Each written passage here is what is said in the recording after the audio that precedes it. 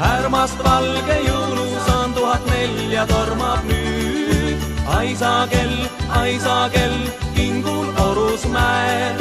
Aisa kella helinal meil on jõulud jälle käes. Aisa kell, kella kauge hüüd.